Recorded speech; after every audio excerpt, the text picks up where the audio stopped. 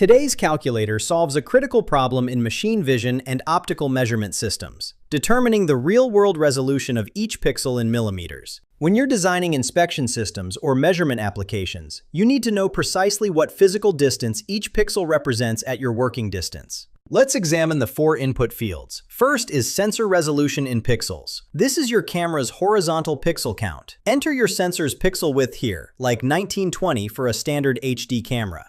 Next is sensor size in millimeters, the physical width of your camera sensor. Common industrial cameras range from 6 to 36 millimeters. Third is working distance in millimeters, the distance from your lens to the object you're imaging. Finally, focal length in millimeters. This is your lens specification, typically marked on the lens barrel. Here's a practical example. I'm setting up a quality inspection system for PCB components. My camera has a sensor resolution of 2048 pixels. The sensor size is 8.8 millimeters. That's a typical 1/2 inch sensor. My working distance is 150 millimeters from lens to PCB. I'm using a 16 millimeter focal length lens.